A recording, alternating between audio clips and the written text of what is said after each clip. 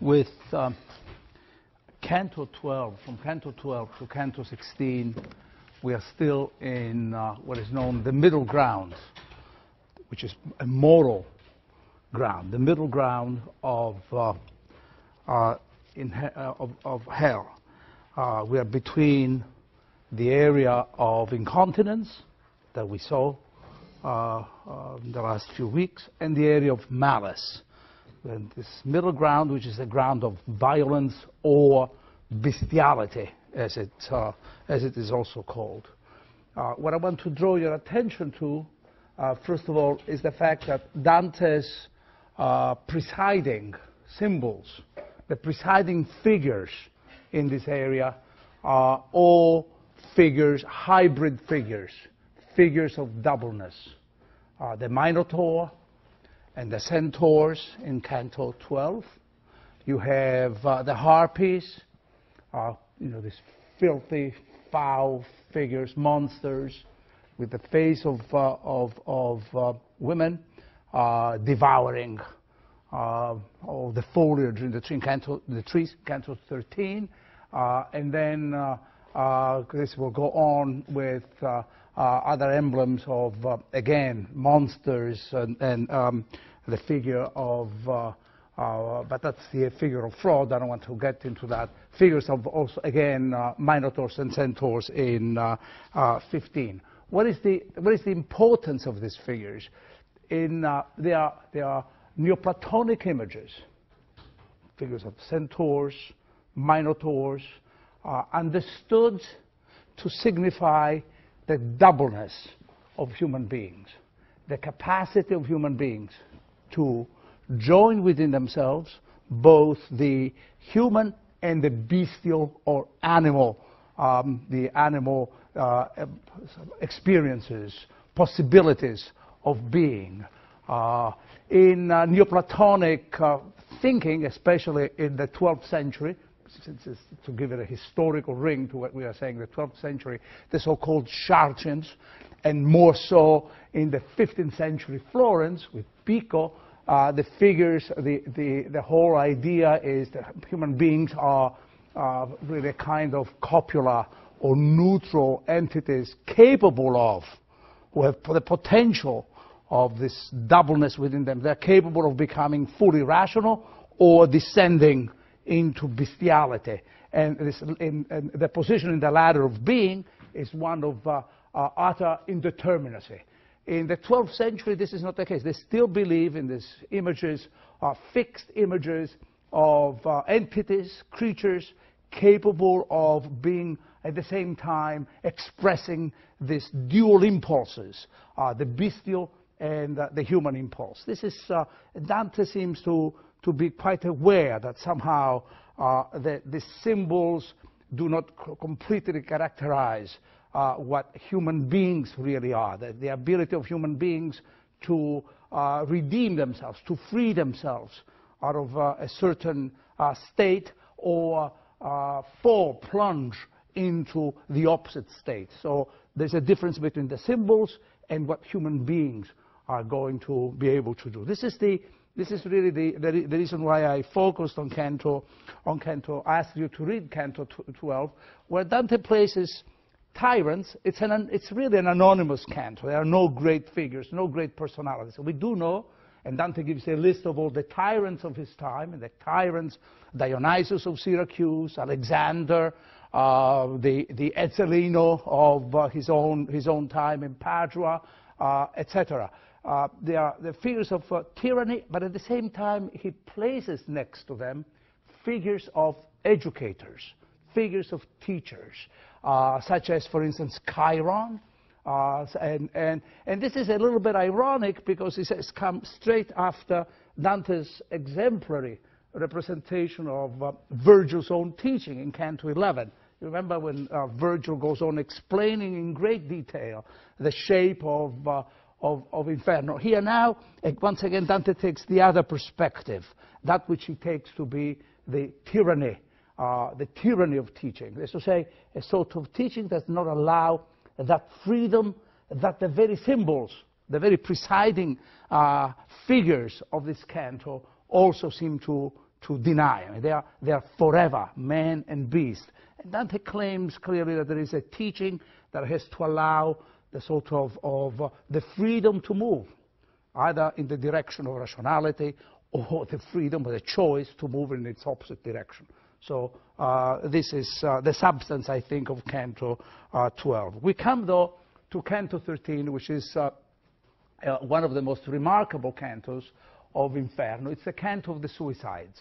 And Dante encounters here a figure, a poet, very well-known poet, a very well-known figure of maybe the middle part of the 13th century, called Pierre de Levigne. And as you read through the canto, you will see that he puns on both terms of the name. Pierre, Peter, and he thinks of himself as a figure of Peter, one who holds the keys, the two keys of the kingdom, the keys of power, but also the last name, Pierre de Levigne, meaning of the vineyard, and this is because we are going to witness now a metamorphosis of a human being. The metamorphosis of a human being from being human to becoming a vegetable, a plant. This is the story of suicide, and we shall see what Dante thinks about suicides. Why does he think such an evil as to be condemned in this area of violence against the self? You do know how Dante, I don't have to go over this, but you do know that Dante distinguishes violence against self, violence against others, as in Canto 12, violence against nature, and violence even against the divinity in Canto 14. Let's look at Canto 13, a little bit of some textual details, and then we'll discuss some of the issues of the canto. Nessus had not yet reached the other side again when we set out through a wood which was not marked by any path. Here there seems to be no directions at all, almost as if Dante were revisiting Canto 1 of Inferno, the same idea of a sense of loss of self, and adumbrating what suicide may also be at some level, a loss of some idea of one's own being, some idea of what one is or should be. We are not told anything more, but then rather Dante shifts to a description of the natural landscape, the world of nature, the landscape, and as you read, you must be struck by how he is highlighting a peculiar style. And I want to emphasize this style, these figurations of style. No green leaves, but of dusky hue. A series of antitheses. First of all, a series of antitheses, but also anaphoras, negatives. No smooth boughs, but knotted and warped. Antithetical, but at the same time, repetition of this no, anaphoric, no, no. No fruits were there, but moistionous thorns. No break so harsh and dense that the savage beasts that hate the tilled lands between the Cesina and Corneto. We are in a place, in a landscape, where this is the style called, there's a technical term for the rhetoric Dante deploys. It's called privatio, which simply means a privation. Emphasizing there's nothing positive here, but it's a way of subtracting from what is missing rather than what is there. There is really a negation, the style of a negation, but at the same time, through the antithesis, making us think about how the world might be. No green leaves, but of dusky hue. So this is a style of taking away, and again, taking away from any substantial description of the landscape. No break so harsh and dense, etc. Here make their nests the loathsome harpies. Again, a hybrid figures, just as we had the centaur in the previous canto. From the Strophades, with dismal presage of future ills. They have wide wings and human necks and faces, feet clawed and their great bellies feathered, and they make lamentations on the strange trees. So we are in a world where we're really a world of negation, a world of monstrosities, and a world of privation. what is happening to human beings here? That's really the question that he seems to be raising. But let me just proceed even more carefully here. The whole scene recasts an important scene in Book 3 of the Aeneid. This is indeed also a major confrontation between Dante. The whole canto dramatizes a major confrontation between Dante and Virgil, the author of the Aeneid, about some of these issues. What is a metamorphosis? What is nature? What is the place of human beings within nature? Because Dante and Virgil think in sharply different ways. For the metamorphosis, for instance, the scene that Dante here is recalling is the scene of Book 3 of the Aeneid, where Polydorus, a cousin of Aeneas, has been killed, and you remember there is the speaking tree scene there too. Aeneas arrives in Thracia, which is Asia Minor. He thinks that is the place which the gods have assigned to him, and he does that which he feels, that which he knows has to be done wherever and whenever you want to build a city. Consecrate the ground. Hallow the ground by building an altar and by purifying the ground through fire. As he tries to do this, the altar is always at the center, in the Aeneid, at the center of the human community. He's plucking a bough, and he hears a voice. And still, he shudders, he's scared, and the voice comes. It's Polydorus, his cousin, who tells the story that has been killed because of the sacrilege that has been committed. Whatever consecration Virgil wants us to believe, to think of, cannot be really carried out, because the sacrilege has been that of the killing of Polydorus on account of the gold that he carried that they wanted to plunder him of. They want to rob him of. And Aeneas hears a voice. Why do you pull me out of this? And Polydorus simply asks that a proper burial be given to him so that he can descend peacefully into Hades. Aeneas complies and leaves that place in the knowledge that is not the place assigned to him. The sacrilege was such that he cannot really quite found the city on the place of a crime, or such an atrocious crime. Dante is revisiting that particular scene. In fact, I repeat, Canto 13 recasts that scene. And it's a major encounter with Virgil and Virgil's whole pattern, whole system of values. And let's see how this is going to continue. So we have the background with some stylistics of negativity, the styles of negation, as if suicide were this fundamental sacrilege that denies some reality that we don't know yet. And the good master began to speak to me. So Virgil intervenes, reminding us that this is indeed Book 3 of the Aeneid, which, by the way, another little detail, Book 3 of the Aeneid is the book of the Aeneid that Dante draws from the most. And if some of you want to write a paper on how many scenes Dante takes and why, you should go ahead and write that kind of paper. One reason is that Book 3 of the Aeneid is the book of Aeneas' exile, the homelessness of Aeneas. Aeneas is still nowhere. He's just has just left Troy. He's about to leave Carthage, Dido's home, and about to get into Sicily, but never really quite being able to say, this is really where I belong. This is really the place one can call home, whatever that may be for him. The good master began to speak to me. Virgil interrupts. Before thou go farther, know that thou art in the second round, and shall be, until thou come to the horrible sand. Look well, therefore, and thou shalt see things that would discredit my telling of them. This is a hyperbole on the part of Virgil. You are going to see what I have been describing.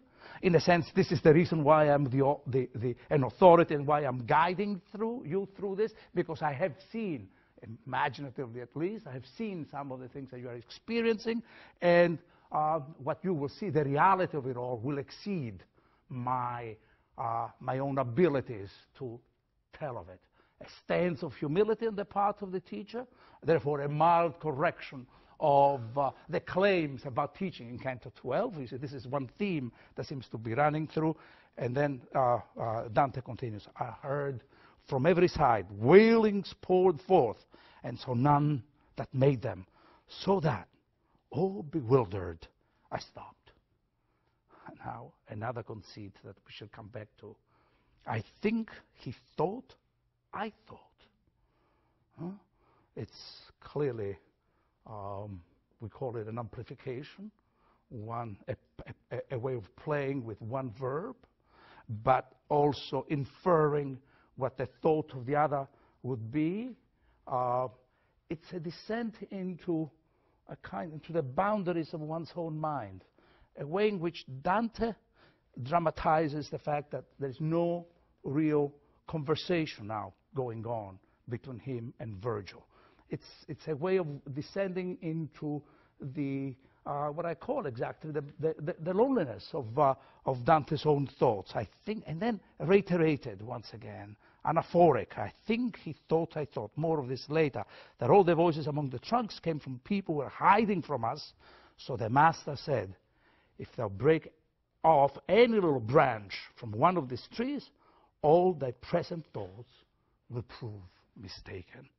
Then I put out my hand a little and plucked a twig from a great thorn, and its trunk cried. And this is Aeneid 3, lines 39 and following. That's the way book 3 of the Aeneid begins. Why dost thou tear me? And when it turned dark with blood, it began again. Why manglest thou me? Hast thou no spirit of pity? We were men, and now are turned to stalks. Thy hand might well have been more pitiful had we been souls of serpents. As a green brand that is burning at one end drips from the other and hisses with escaping wind, so from the broken splinter came forth words and blood together, at which I left for the tip and stood as one afraid. And Virgil intervenes. If he could have believed before, wounded soul, what he had never seen, but in my lines, in my Aeneid, he would not have stretched forth his hand against him, my sage replied. But the thing being incredible made me prompt him to the deed which grieves myself. But tell me who thou wast, so that for some amends he may revive thy fame in the world above, where he is permitted to return. The irony of reviving the fame in a place where there is no possibility of revival. There is no possibility of coming back to life indeed, where the natural world is not capable of behaving naturally, where there's no real growth, no real change here. It's always going to be, it's the most unnatural of places. So the shadow of this unnaturalness is going to be cast over the scene with the encounter with Brunetto Latini. What is this idea here? In a sense, this is already the confrontation between Virgil and Dante, if he could have believed that which he had described. It is as Dante wants to test the truth value of what he had read in the Aeneid. He had read the scene of the Aeneid, let me see how this is, and finds out that that which he sees is entirely different from Virgil's account.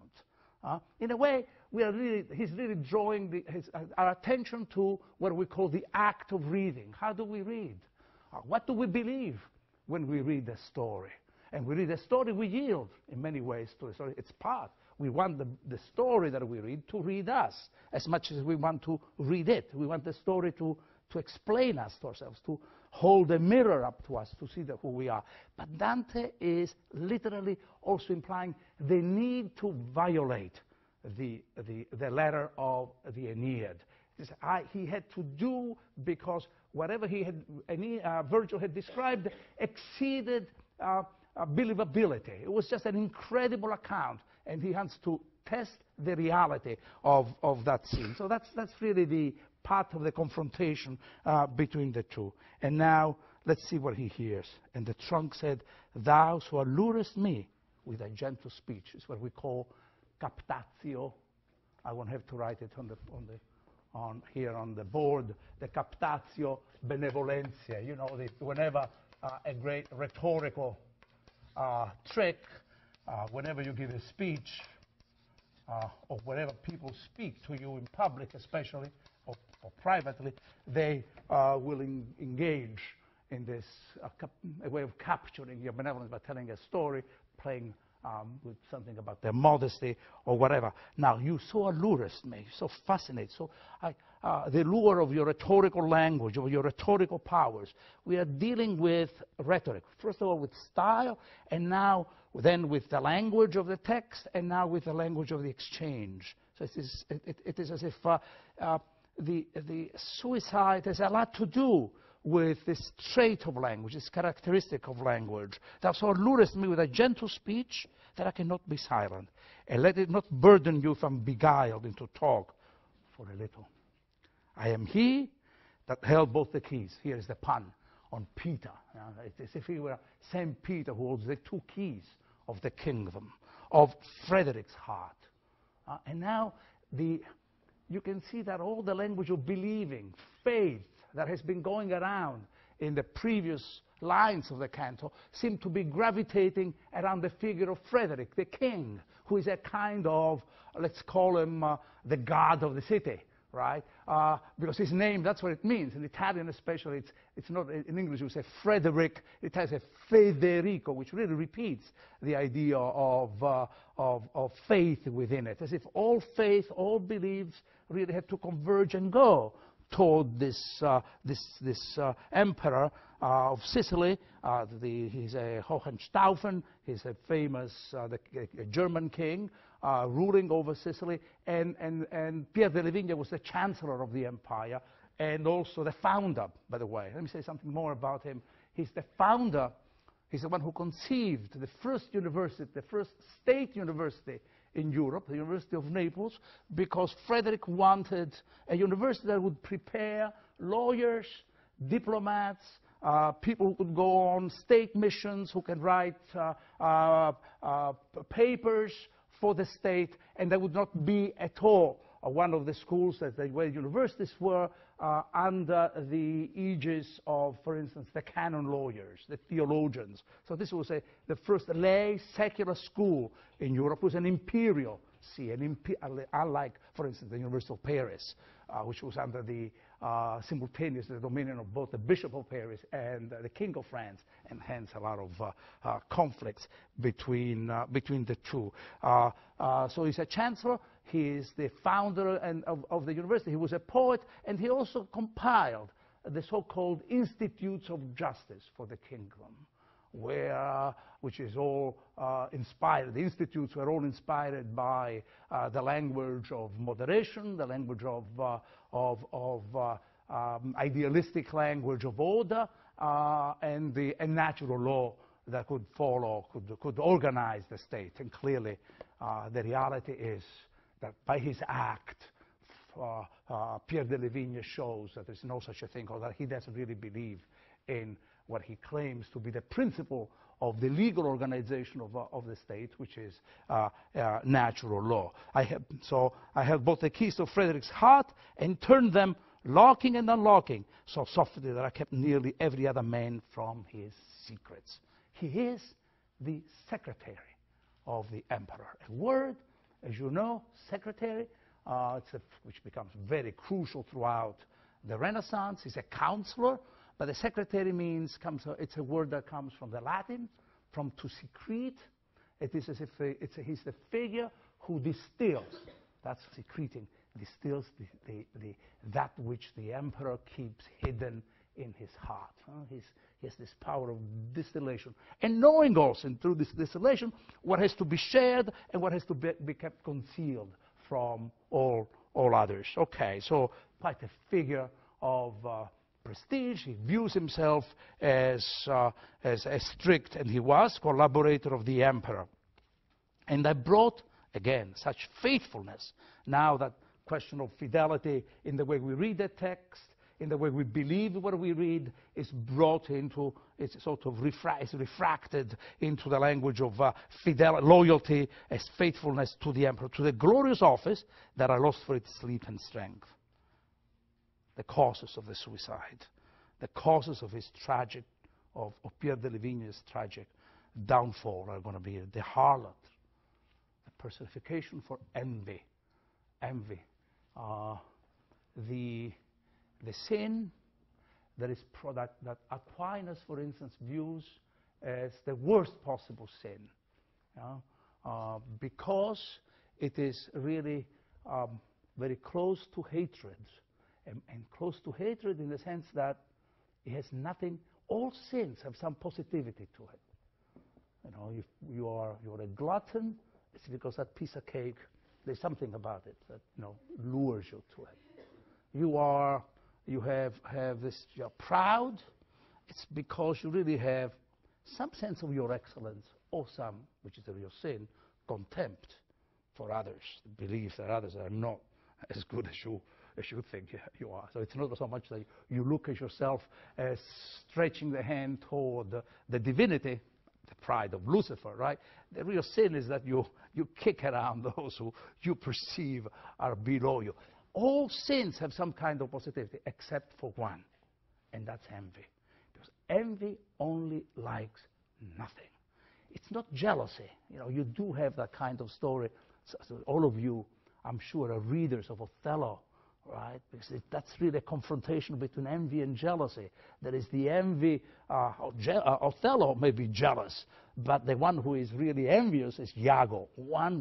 He doesn't want this demon over himself. He can't stand the idea that the other guy is happy. That's envy. Jealousy is the fear of losing. Jealousy is almost an ingredient of love, Andreas Capellano says. If you really are in love, there must be some rational aspect of jealousy in it. But here, the cause of the court, which is always that little microcosm, right?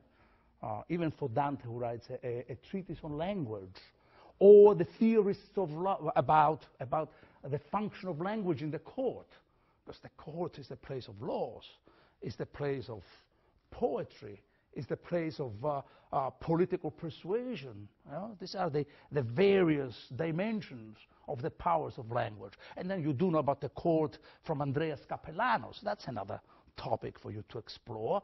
Dante's figuration of the court, from all possible points of view. Here, Dante views now the court is microcosm of political order and idealism as being literally poisoned by the presence of, contaminated by the presence of envy, the harlot, and that never turned her shameless eyes. And you understand that metaphor. It's not so much that it belongs to the harlot. The fact is that the word envy, as you know, is a word that in Italian or in English, invidious, it's invidia, which is etymologized as non-video. So it's always an idea, it's a kind of blindness to the world outside. And here Dante's punning with his turn the shameless eyes, which seem to be a sort of representation of the harlot and the seduction of the harlot, but it's also plays on this notion of what envy really means. And common bane and the vice of courts, and now inflamed all minds against me. Look how the language now sort of takes over. It takes over, and Dante is just playing with and multiplying these terms, the same terms repeated over and over again. And those inflamed, so inflamed Augustus, the name for the emperor, or Caesar, that happy honors turn to dismal woes. This is the formula for the formulaic definition of tragedy that he's giving. Happy honors turn to dismal woes. Pierre de Levigne is aware of his own tragic destiny, his own tragic downfall, and seals his fate as a tragic fate.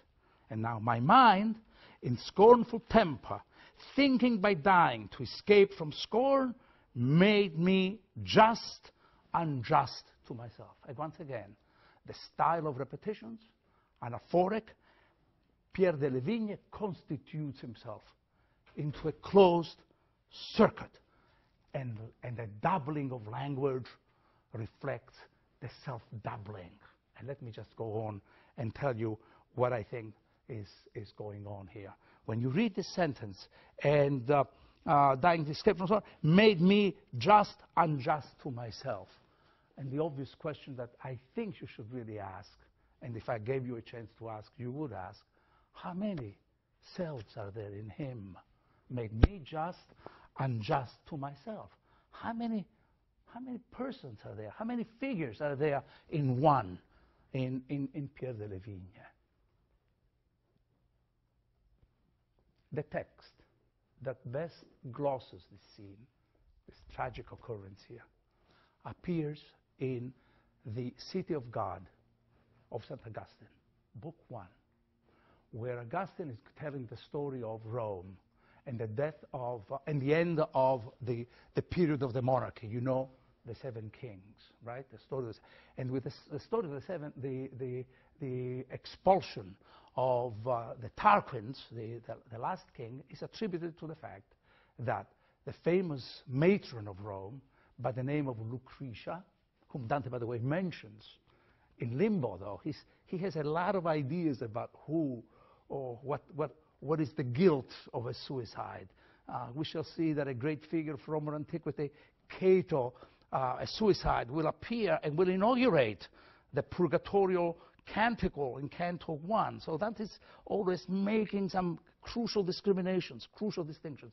At any rate, they are the story that Augustine tells in Book 1 of the City of God, is that of the rape of Lucretia.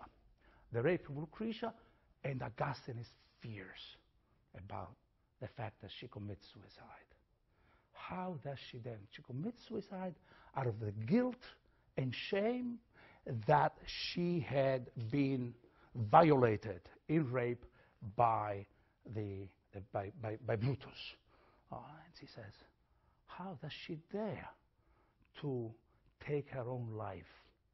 Because here is the chaste Lucretia who is embarrassed of the unchaste Lucretia. This is a sin of false transcendence. The belief that I can be not completely, I do not coincide fully with who I am, so that I have to double myself, have to see myself as different from what I am. I can do justice against myself. By doing this, for Dante, now go into Dante's text, this doubling of Pierre de la Vigne is a sin of false transcendence. The way the suicide is playing God to oneself and is punishing oneself for wrongs that he, the suicide, perceives, Lucretia, she, that perceives as fouling her reality. You see what I mean? This is the kind of, there is a kind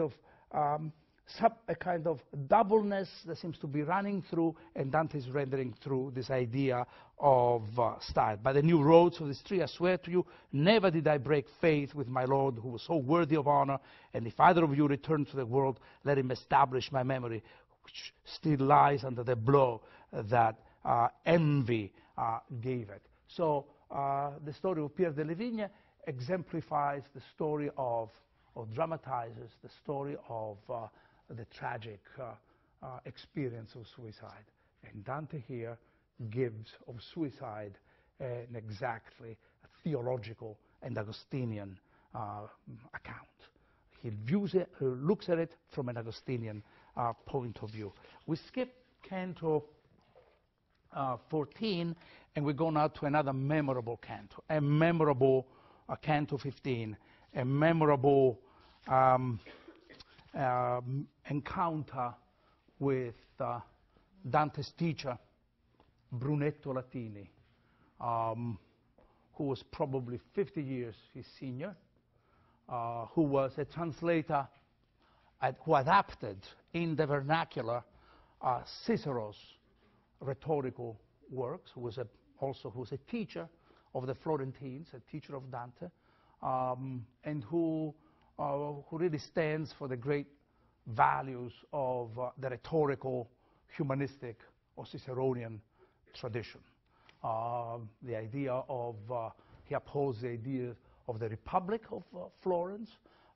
He's a wealth because he does not want, you do know that the Ghibellines are those who are in favor of the imperial control of the state, and for him to be a wolf is really to claim that he's on the side of the Republic, that he wants the Florentine Republic. He was sent on an embassy.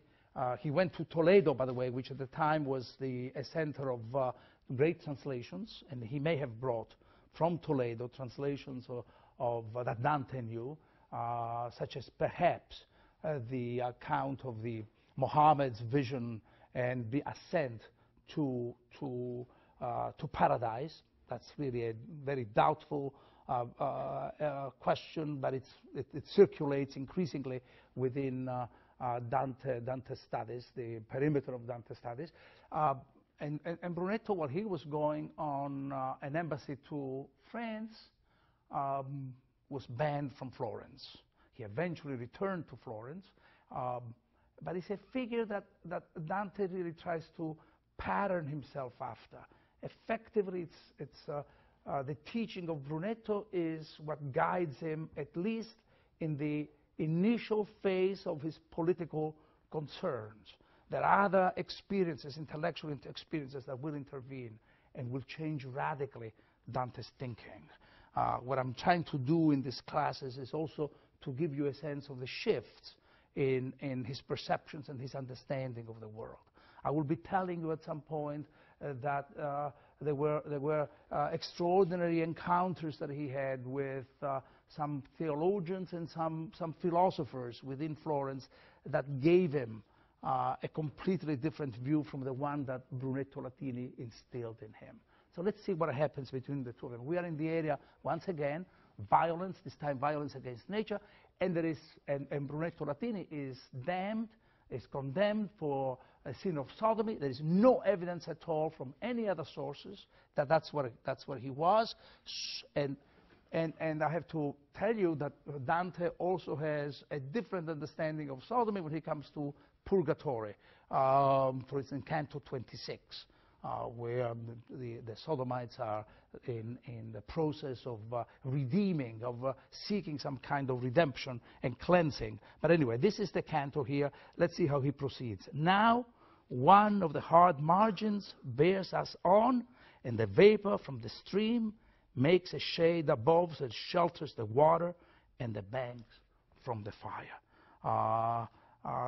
The focus of the canto is once again the natural world, a natural world which is one of sheer chaos, and the natural world which is one of violence. And look at this image. As the Flemings, between Vicent and Bruges, you know, the Netherlands, is describing literally the Netherlands, called such because they are lower, the surface of the land is lower than that of the water, and they have to protect the land from the violence of the water and the floods. So they build these dikes around. As the Flemings between Vicent and Bruges, fearing the flood, rushing in on them, make the bulwark to drive back the sea, and as the Padrones do along the Brenta to protect their towns and castles before the Celentana feels the heat, these were made of the same fashion, except that the builder, whoever he was, made them neither so high nor so broad. So the natural world that can hardly be contained. That's the idea.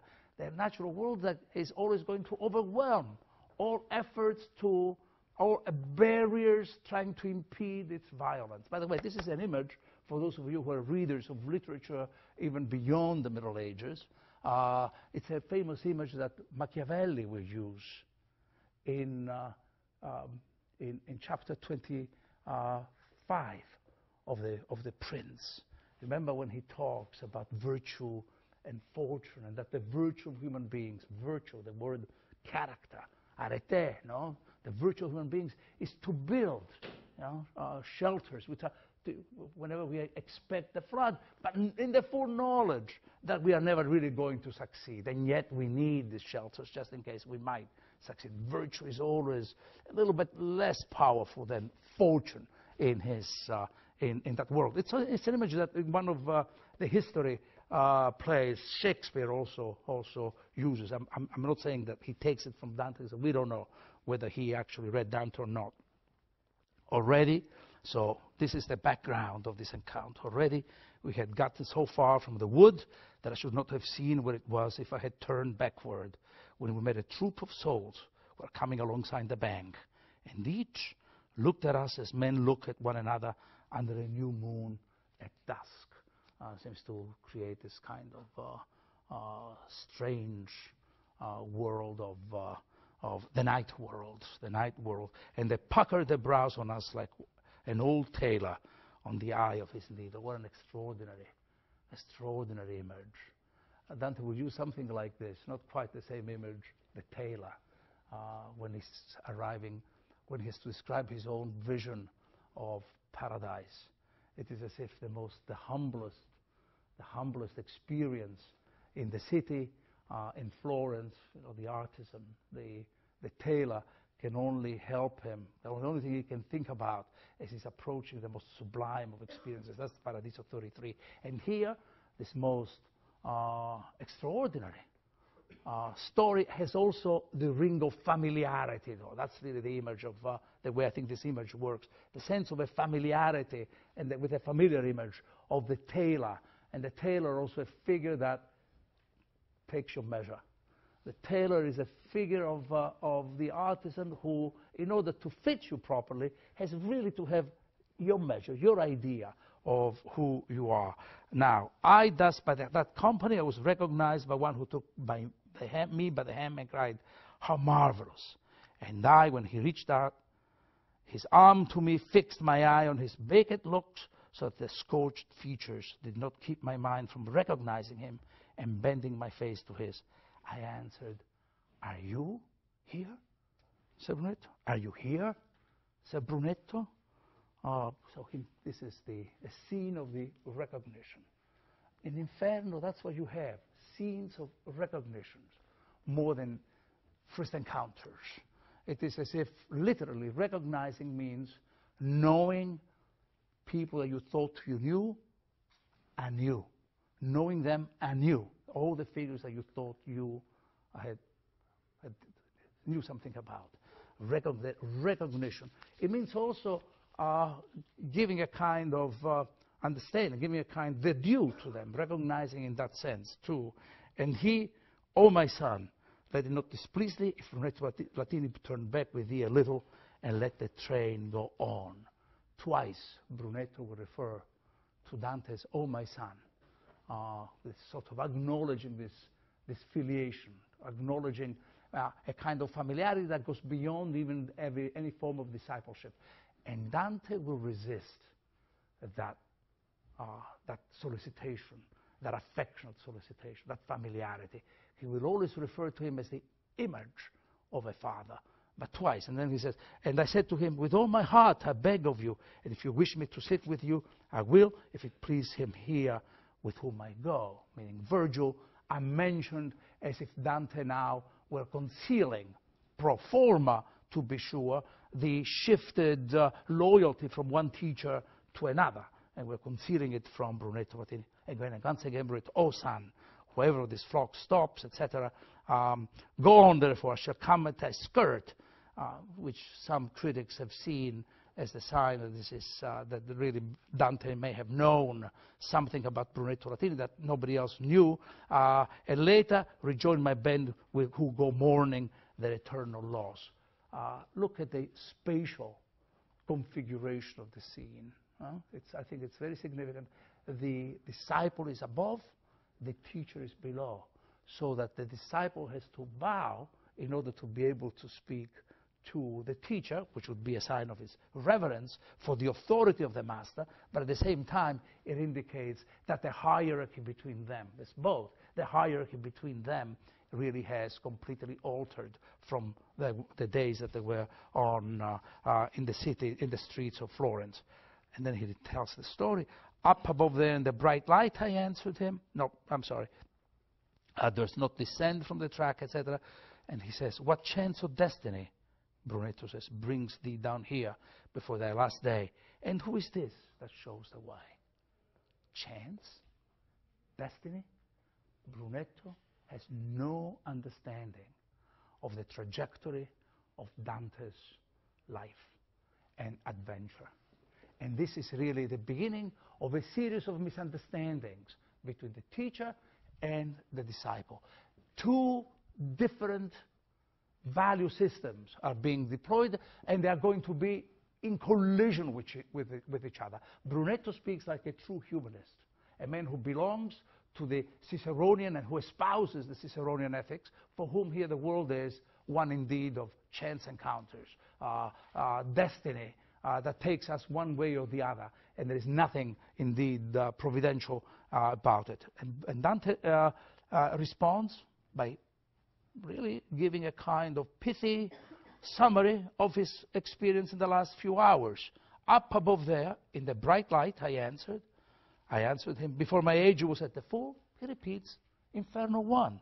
I lost my way in a valley. He appeared to me when I was returning to it, and by this road he leads me home. These are extraordinary words, because what home means for the politically minded, Florence-centered sense of existence of Brunetto is not the idea of what home means for Dante. For Dante, home is the place of the soul. And the place where the soul is at its most distended, the distension of the soul occurs. For Brunetto, home can only be the city of Florence. One has a political frame of reference, the other one has a theological frame of reference, and the two are colliding with each other. Let's continue and see how this is extraordinary. He said to me, if you follow thy star, now again, an extension of the language, the metaphor picks up the metaphor of chance or destiny, kind of astrology. Follow your star, right? The astrology of in the destiny of Dante, thou cannot fail of a glorious haven. Another Dante is dramatizing the radical ambiguity of words that seem to be so bland, like glorious. What glorious means to a humanist is not what glorious means to a theologically minded thinker. You know, in theology one thinks of nature, grace, and glory. Dante begins Paradise 1. The first word with which he begins is the glory of him. La gloria. Him who moves all things. And glory for Brunetto means the happy ending, fame, and whatever. The glorious heaven, if I discerned rightly in thy fair life, and had I not died too soon, seeing heaven so gracious to thee, again, this is now glorious and grace once again to thee, I would have strengthened thee in thy work. But that thankless and malignant folk, which came down of old from Fiesole and still keeps something of the mountain and the rock, shall become for thy well-doing thine enemy. And with reason, for among the bitter sorbs, it's not natural the sweet fig should come to fruit. Old fame, so from Brunetto's point of view, the reference of all the crisis, the spiritual crisis, the loss of self of Dante can only be political.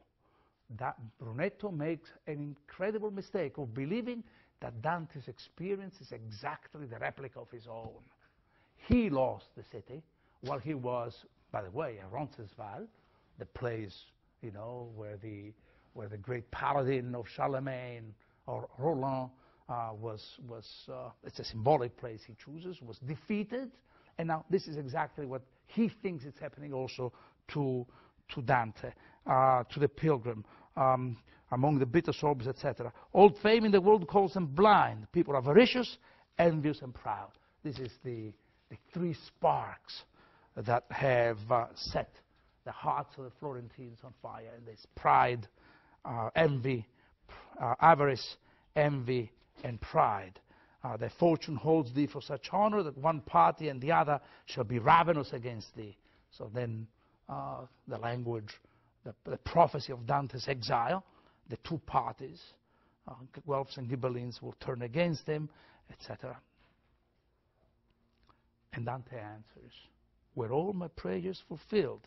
I answered him, you had not yet been banished from humanity, for in my memory is fixed, and now goes to my heart, the dear and kind paternal image of you, when many a time in the world you taught me how man makes himself immortal, and how much I am grateful for it, my tongue while I live must needs declare. That which you tell of my course I write, and keep with another text for comment by a lady who will know if I reach her. clearly an allusion to Beatrice, though it will not be Beatrice who will make the prophecy of Dante's exile, but in the symmetrically connected canto 15, 16 of Paradise will be Dante's own real grandfather. So the distinction between this fictional figure of a self-claimed spiritual father, Brunetto, and the heroic grandfather, Cacciaguida, the antithesis is very, very clear. And in the acknowledgement that Dante gives of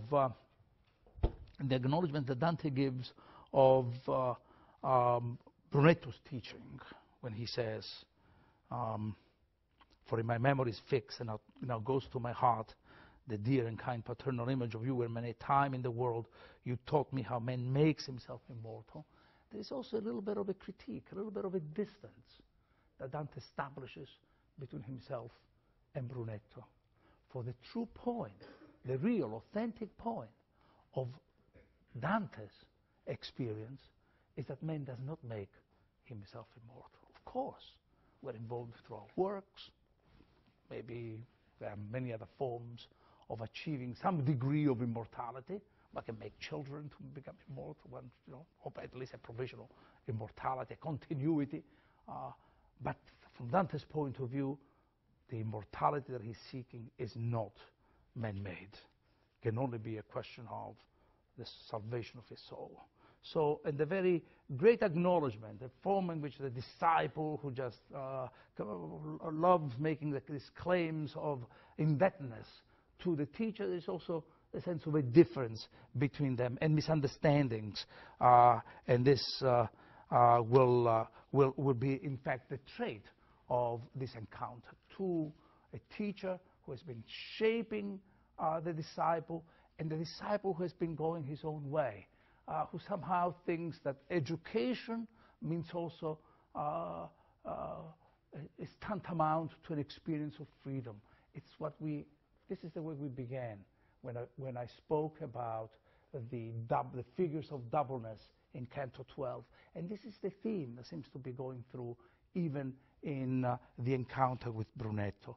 And let's see now exactly then what is Brunetto's sodomy, or a way of understanding Brunetto's sodomy. Clearly linked to violence. We're in the world of violence. And so Dante wants to know about who the other sinners are. And Brunetto will comply and says they're all clerks and great and famous scholars. And he mentions them all, who defiled the world, one and the same sin. Priscian, a famous grammarian, Francesco da Corso, who also is, by the way, I think he's a lawyer, and if thou hast a craving for such scurf, etc. Now then he says, I will say more, but I cannot go farther talking with thee. For I see there a new cloud rising from the sand. People are coming with whom I must not be. Let my treasure, in which I yet live, be commended to thee, and I ask no more. A true teacher, I say, who gives bibliography at the end. Says, okay, now you go and read my book. Don't just read anybody's book, but I recommend to you my treasure, in which I yet live, to be commended to thee. Then he turned about and seemed like one of those who ran for the green cloth in the field at Verona, a ludic image, an image of a race, which is run in Verona, and he seemed not the loser among them, but the winner. So he lives with the illusion that he is a precursor, as it were. You understand what I mean? That he's in a race, he's so far behind everybody else that he seems not to be ahead of them. He's really behind in one circle. That's the image with which Dante ends this encounter. Brunetto recommends this treasure, which was a French text that he wrote. It's an encyclopedia that he wrote while in France, and he wrote it in French. So much that, and it's so important, this text, it's one of the most important encyclopedias in the vernacular. Encyclopedias being, I even gave you, I remember you, I don't expect you to remember it, but I gave you a definition of the Divine Comedy as a poetic encyclopedia, in the sense that it tries to gather together the broken pieces of knowledge, of experience, and at the same time, unlike the technical encyclopedias, such as the Britannica, dramatize the presence of someone who is being educated through them, a process of education. Dante is the one who is in the middle of learning. So it's an encyclopedia with a path about how to learn, not the abstract one that Brunetto had written. But it's written in French, and I stress this fact because elsewhere, in one of his philosophical reflections, Dante goes on saying that we are all bound by natural affection for our own language, and because on account of that, there are those who have put forth the interpretation that Brunetto is here for the violating the natural bonds of affection that we have, that human beings have to their own natural language, to their own mother language, let's call it that. It could be. But what I think this is it dramatizes an incredible self-delusion on the part of Brunetto. Here he is, dead. Here he is, circling around under the rain of fire, and he thinks he still lives in his own text. He mistakes, first of all, the symbolic life that he has within a text with reality. That's the first confusion. The language of images, the languages of seeming that is pervades this canto has to be understood in terms of this confusion on the part of Brunetto. But there is more. There is more to it. The mistake that Brunetto makes is to believe that Dante's own life is a replica of his own. Read my text, because whatever it is that you have to know is already available to you in my own book. That is to say, he effaces the difference between Dante and himself and Brunetto. He refuses to see that Dante's own life can have its own development and its own destination, a destination which he cannot understand at all. So that's the end of Canto 15. This sodomy then is also a confusion between the real and the imaginary, the way of drawing the real world into one of fictions and imaginations. There is one scene before I stop and give you a chance to ask a question now. We're going to Canto 16. It's the end, really. We are reaching the end of the intermediate area, the moral, the ground of violence, which to us, of course, I just presume that you may be surprised, because our culture seems to view violence really as the worst possible crime, right? And violence in all of its forms and its expressions, the several psychological, physical, political, and so on. For Dante, the worst crimes are the crimes of fraud, as you know. These are bad enough, to be sure. But and Dante so is about to enter in Canto 17, and he will see a strange figure. They have to go over a huge ravine. There is no way that they can do this, but then miraculously, a strange figure, a monster, they are at the edge, they stand at the edge of the pit, and a figure appears. This is the figure of Geryon, that at the end of Canto 16. Let me read this image of the figure of Geryon. Dante will mount on Geryon, and Virgil will sit behind him, and the descent takes place into the area of fraud. So this is the sequence of happenings in the canto. And now let's see what Dante says. It's an experience of we would even call it wonder in hell. It's an experience of almost the sublime, an infernal sublime. A man, I'm reading from 16, line 130, or around line 130 and following. A man should always close his lips as far as he can to the truth that has the face of a lie. That's fraud. Mixture of truth and deception, truth and lies. Well, that's what literature seems to do too, though, no? Since without fault it brings him shame. But here I cannot be silent. And by the strains of this comedy, this text called comedy, right? And it's a story, a moment of an experience of descent. Comedy also captures this rhetoric of descent, of lowering oneself, not just an ascetic experience. I swear to thee, reader, another, the second, addressed to the reader. And you may remember that we saw one in Canto 9, and I tried to explain it to you as the address to the reader as part of the strategy of authority on the part of Dante, in the measure in which I need readers, and I may have readers, then I'm constituted into an author. You understand that kind of strategic move. So I swear to thee, reader, that I saw coming, swimming up through that gross and murky air, a figure amazing to the stoutest heart, even as he returns or goes down sometime to lose the anchor that is caught on a reef or something else hid in the sea, stretching upward and drawing in his feet. This is the story. This is the approach of Geryon. What I want to point out is a number of metaphors here. This is an aerial journey. Geryon is flapping his wings and going through the murky air.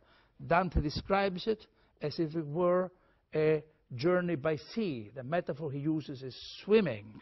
I saw come swimming up through the gross and murky air.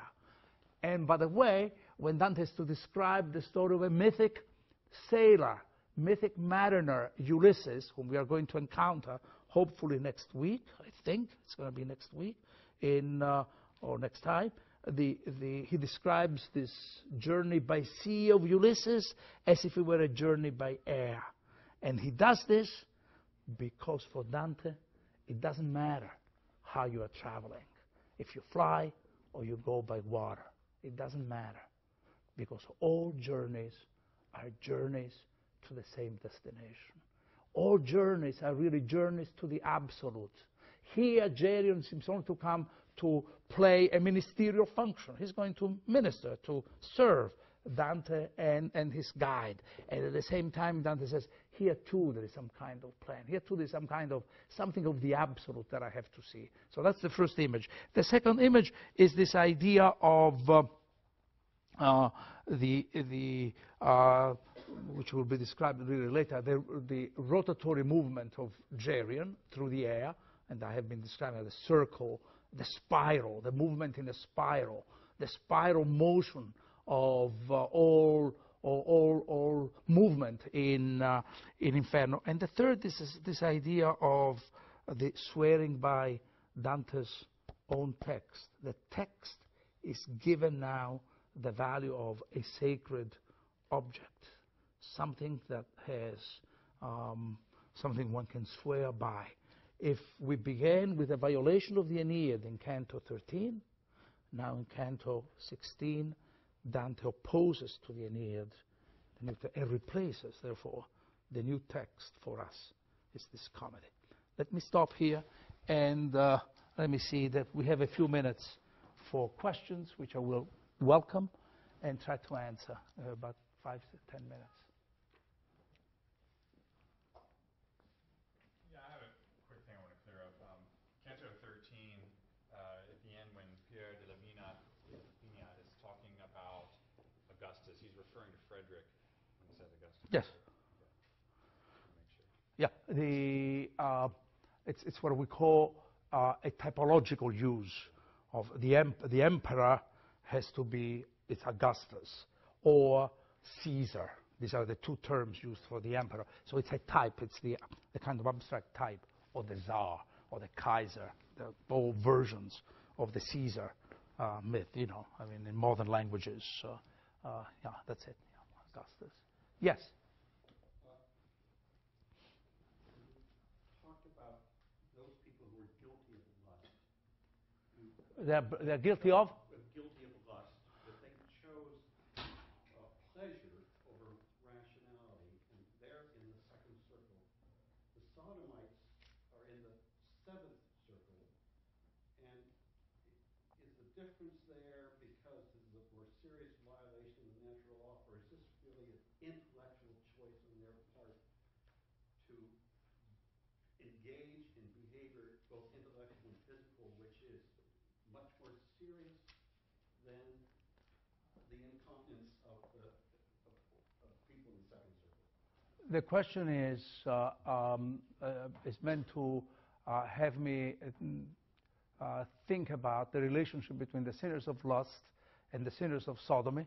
And the premise of the question is that in the sinners of lust we have sinners who invert the order of reason and pleasure, whereas in the sin of the question then is why are the sinners of sodomy placed in further down in hell, and if this is because there's a question of an intellectual choice.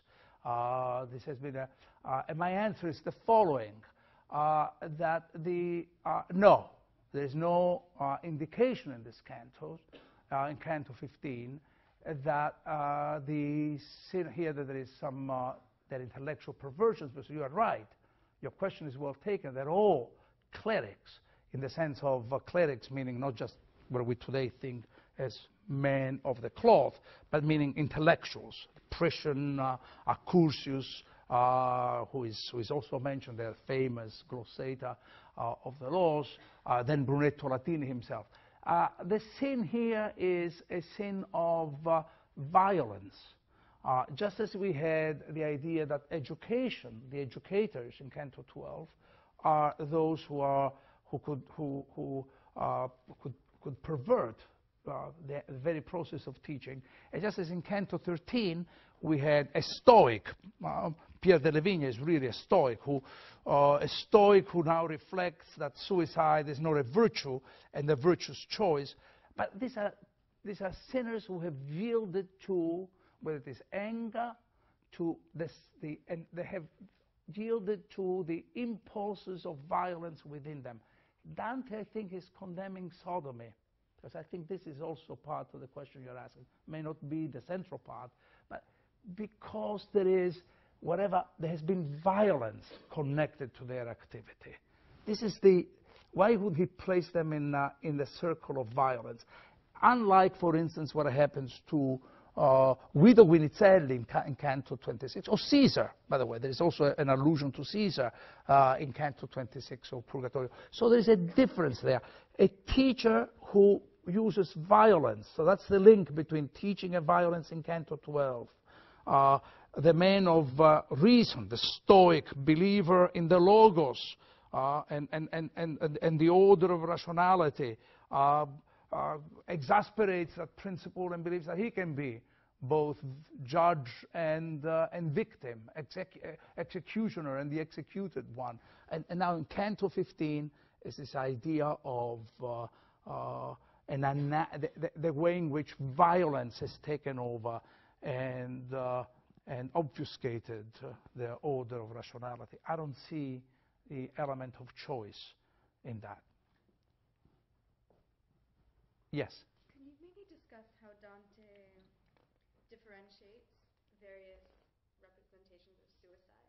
Since Lucretia's in limbo, Dido and Cleopatra are in the circle of the lustful, and then we have Pierre de la Vigne, who is in the actual circle of suicide. And how is it that he sort of makes the distinctions between where they fall? Excellent. The question is it possible to differentiate within different forms of suicide, since Dante, and that's exactly right, exactly true, Dante, we have Lucretia in limbo, we have Dido in Canto 2 among the lustful souls, we have Cato in Purgatory, etc. And why here in Canto 13 the suicides are punished? Is there some kind of rationale that we can see behind the various, that's the question, the various forms of suicide? The answer that I would give is the following. Dante knows so well that that the phenomenology of acts, of various acts, is vast and cannot quite ever be brought to one common element, so much that at the beginning of Canto 14, if you turn to Canto 14, Dante is going through the hot sands, because it's the burning sands of hell, and he recalls there. This must be exactly the burning sands of the Libyan desert that Cato crossed, which is a way of saying, you know, don't be surprised, I think, if you're going to encounter Cato a little further down. I know that you expect him to be here. So the question then is, how does Dante go on determining the particular, the value of a particular act? When we sin, this may be a little bit, I have to be very clear about this. When we sin, we usually can say, well, how can it be? I'm going to give you a kind of, I'm going to take a little bit of distance from this whole question. It's easy to say, how can Dante be so ruthless that someone, for all we know, may have been a good human being, and then they committed one crime, and they are in hell forever, for eternity. And that, on the face of it, would seem to be a reasonable query, you know, a sort of indirect, oblique way of asking for a little bit more tolerance and benevolence from this man who claims to be the supreme judge of all human beings have been perpetrating. The fact is that whenever we sin, all sins are involved. We think that it's only one, but all sins are involved. And Dante highlights one specific aspect. In the case of Dido, her lust is more important and, in the sense, more decisive and determines the character of that figure than the suicide. The suicide is seen as an extension of her lust. In the case of Lucretia, put in limbo, there is a way in which Dante really wants to make that clear distinction, and even it's an anti-Augustinian moment that Lucretia's virtues seem to have been limited as they are. She's not saved in any way, but there is a kind of exemplary virtue that allows him to sort of remember but not punish her for a crime which is really to be understood as a consequence of an excessive way of understanding virtue. You see what I'm saying? In the case of Cato, and we are going to see that, he sees the sacrifice of self for freedom. That's really the great understanding. Cato dies for the sake of freedom. And all the canto of Purgatory is the canto 1 of Purgatory is a reflection on the question of freedom. Roman freedom, and by the way, the biblical Jewish understanding of freedom. Two, you know, I'm preparing you for that canto, so maybe I'll save myself the trouble of repeating these things when we get there. Dante will talk about Roman freedom through Cato, and immediately after, a troop of angels will arrive, and they sing one song, which is In Exitu Israel the Egypto, which is to say the Jewish, this famous Psalm 113, this Psalm of David, where David is reflecting about the epic of Exodus, a lyrical reflection about the idea that getting from Egypt on the way to Jerusalem was, which only some got to, for instance, Moses never did, is really a quest for freedom. So there are two ideas of freedom: political, civil freedom, and the theological idea of freedom. And that's really the key to understanding the Cato and understanding the way Dante connects these two traditions, the Roman and the Jewish traditions. Other questions? We have 1 minute, and the tape probably lasts just about 45 seconds. So we get the question or answer. Questions? Well, if I can put my big mouth one more time, it seems like you're saying here that Dante is almost finding a kind of sin when virtue is taken to an excess. Yes. And people like Lucretia and Cato, he's saying you can go too far, you can be too obsessed with a certain, or almost a misdirection of virtue. Yes. It's not a question, because I said yes, and I would agree. The reflection is, it seems, I don't like that, it seems that I'm saying, but I'm saying that actually, that in Dante, Dante views the excess of virtue also as part of it, something, part of a sin, and I would agree. Yes. Okay, thank you.